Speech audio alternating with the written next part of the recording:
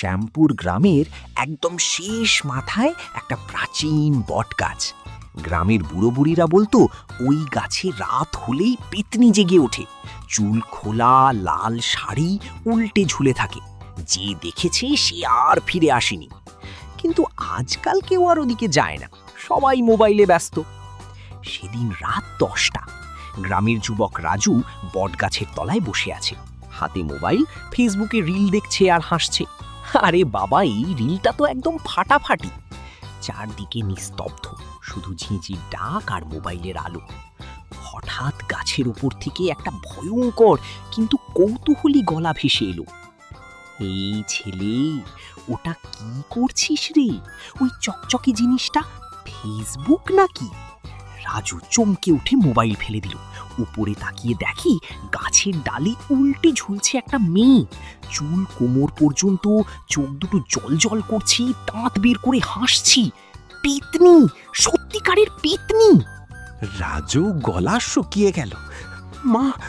মাগো, তুমি তুমি কে? পেতনি এক লাফে নেমে এলো সামনে, পা দুটো মাটিতে ছোঁয় না, শুধু ভাসছে। আমি পেতনি, 200 বছর ধরে এই গাছে থাকি। কিন্তু তোর ওই জিনিসটা দেখে আমার মনটা একদম চনমন করছে। সবাই হাসছে, লাইক দিচ্ছে, রিল বানাচ্ছে, আমিও চাই। এক্ষুনি আমার একটা ফেসবুক অ্যাকাউন্ট বানিয়ে দে, না দিলে। সে রাজুর গলার কাছে মুখ নিয়ে এলো। তোর গলাটা টিপে ধরেই গাছে ঝুলিয়ে রাখবো, আর রোজ রাতে তোর সেলফি তুলবো। রাজু কাঁপতে কাঁপতে বলল, দিদি, মানে পেতনি দিদি, ঠিক আছে বানিয়ে দিচ্ছি, কিন্তু প্লিজ আমাকে মেরো না। কাঁপা হাতে রাজু নতুন অ্যাকাউন্ট খুলল, নাম দিল পেতনি রানী ভূত। প্রোফাইল পিকচারে পেতনি নিজেই একটা সেলফি তুলল, গাছের ডালে ঝুলে, জিভ বের করে, চোখ পাকিয়ে। ক্যাপশন, প্রথম পোস্ট, কে কে আছে এখানে? পেতনি লাফিয়ে উঠল, ওয়াও, এটা তো আমার গাছের চেয়েও ভালো, এবার পোস্ট করি।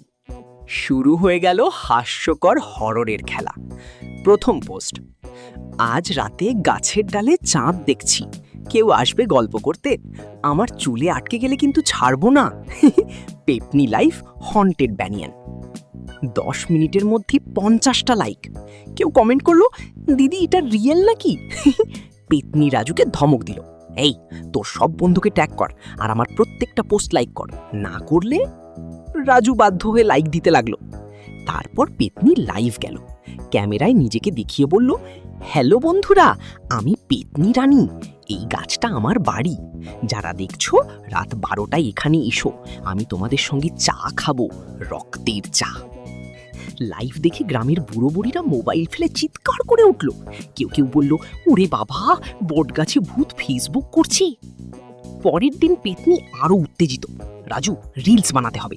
সে রাজুকে মোবাইল ধরতে বলল, নিজে গাছের ডালে ঝুলে ভূতের নাচ নাচতে লাগলো, হাত পা ঘুরিয়ে, চুল উড়িয়ে।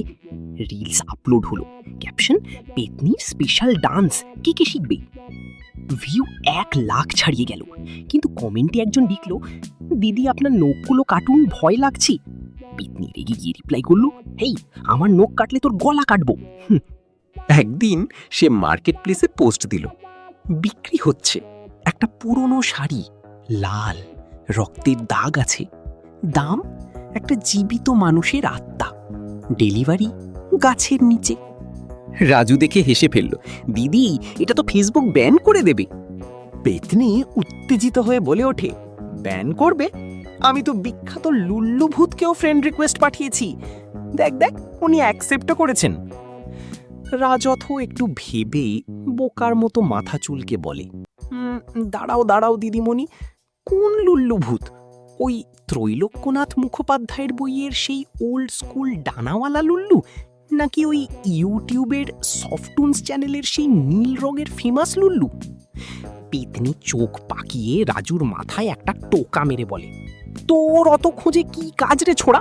লুল্লু ভাই অনলাইন আছে আর আমাকে পোক করছে, এটাই আসল। তুই চটপট লাইক কর। রাজু আর থাকতে পারল না, দিদি আমি এবার বাড়ি যাই। পেতনি হেসে তার কাঁধে হাত রাখলো, হাতটা ঠান্ডা বরফ। যাবি কোথায় রে? তুই তো আমার অ্যাডমিন, রোজ রাতে এখানে আসবি, আমার পোস্ট লাইক করবি, কমেন্ট করবি, না হলে তোর ফেসবুক অ্যাকাউন্টটা আমি হ্যাক করে তোর সব ছবিতে আমার মুখ বসিয়ে দেব। রাজু দৌড়াতে গিয়েও থেমে গেল। পেতনি হাসতে হাসতে বলল, আরে ভয় পাস না, এখন থেকে আমরা দুজনে মিলে গ্রামের সবচেয়ে ভাইরাল জুটি। তুই লিখবি স্ক্রিপ্ট, আমি দেব স্পেশাল এফেক্ট। গ্রামের লোক এখনো রাতে বটগাছের দিকে তাকায়, আর রাজু সে প্রতি রাতে গাছের তলায় বসে পেতনির পোস্ট লাইক করে। না করলে পেতনি রানী নোটিফিকেশন দিয়ে আসে।